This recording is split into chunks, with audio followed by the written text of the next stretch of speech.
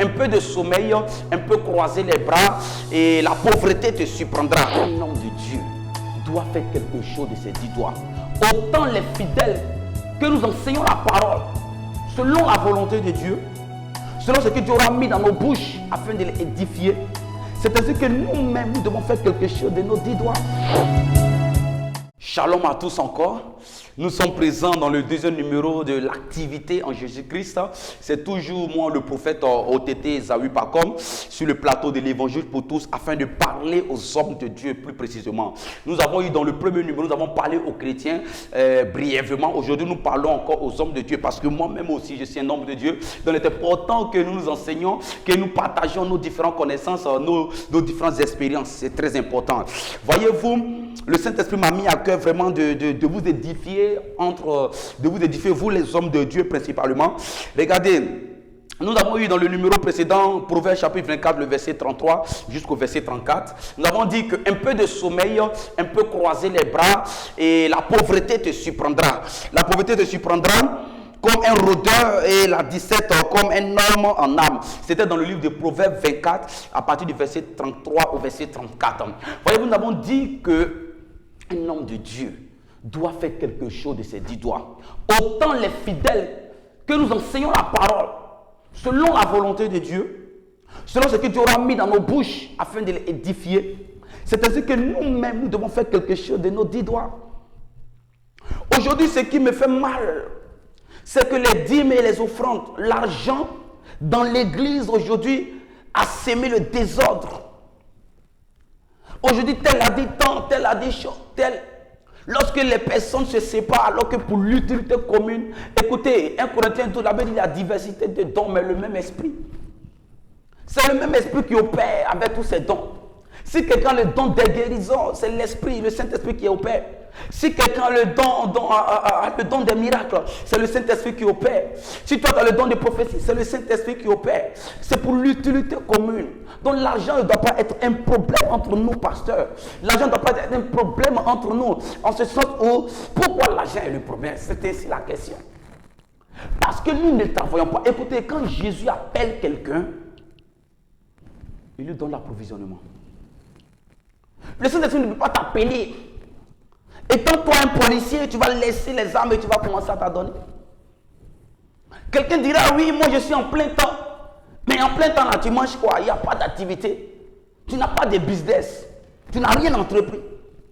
Si aujourd'hui un fidèle décide de ne pas payer la dîme et les offrandes, toi tu manges quoi? Qui payera ta maison? Qui payera ta facture d'eau? Qui payera ta facture d'électricité? Il y a un problème. C'est vrai que nous voulons être tous en plein temps, être libres pour exercer. Mais l'apôtre Paul, il était faiseur de tentes, sachez-le. L'apôtre Paul était faiseur de tentes. Il savait que suivre le Seigneur Jésus-Christ en n'ayant rien derrière soi, ce n'est pas logique.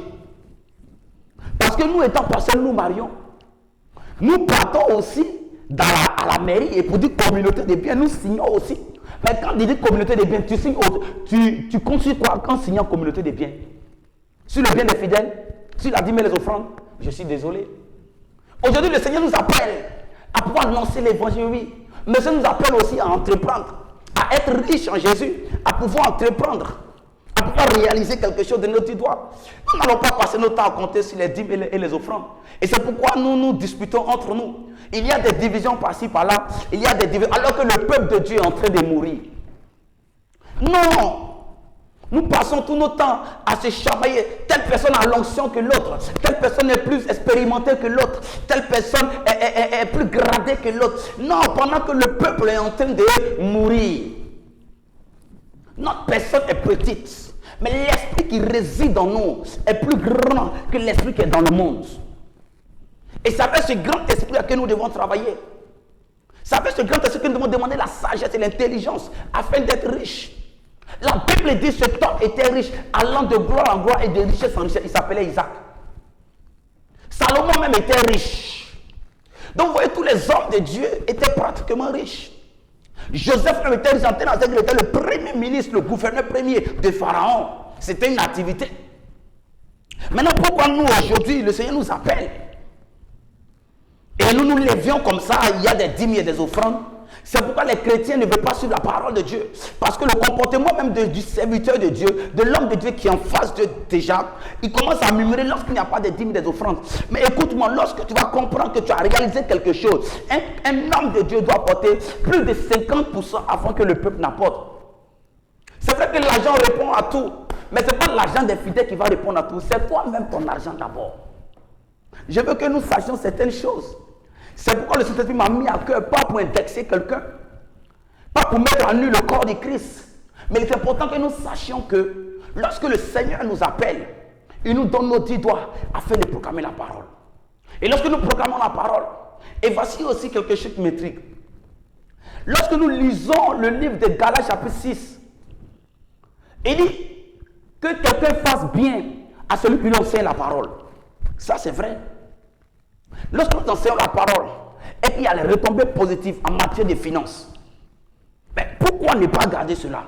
Je vois des pasteurs lorsqu'ils ont prié pour un fidèle et que le fidèle s'est senti béni selon la parole de Dieu, selon la conviction du Saint-Esprit, et que le fidèle vient donner une offrande. Tu prends cette offrande-là, tu commences à acheter des vêtements. Tu prends cette offrande-là, tu commences à te mettre à l'aise. Mais demain, le fidèle a fini de poser l'action. Le Seigneur a envoyé cette personne-là afin de pouvoir bénir ton ministère. Mais prends cet argent et tu cultives. Tu dois le garder.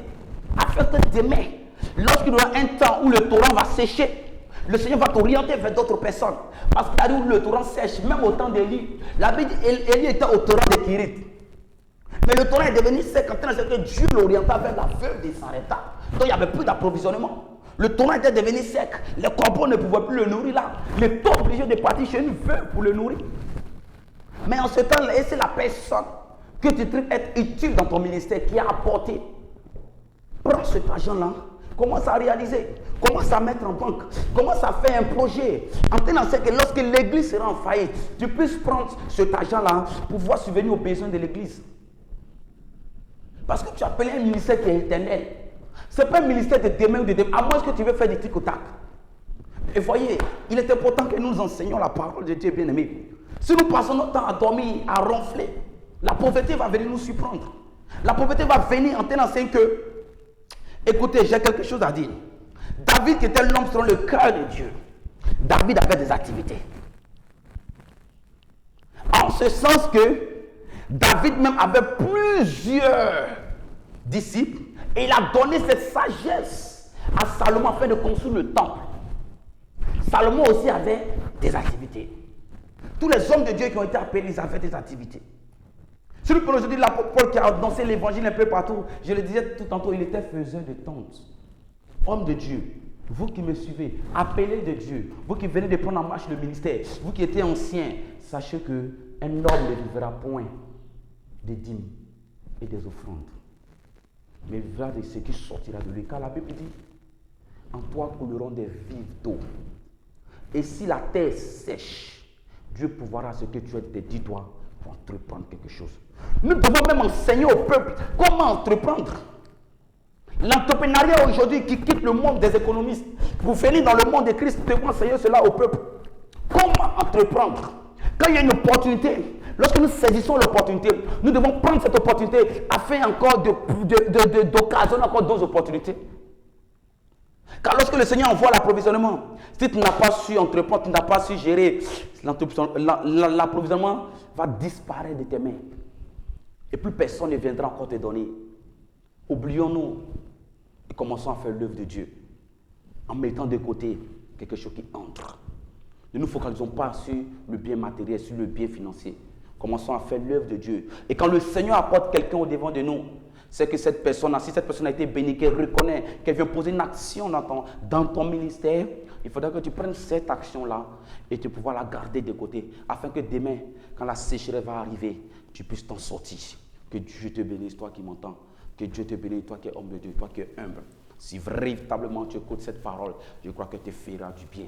Et elle va entrer en contact avec toi, afin que tu puisses comprendre que tu es appelé à impacter. Et aussi, mais impacter, ce n'est pas seulement avec la parole, mais avec la richesse en entrepreneur.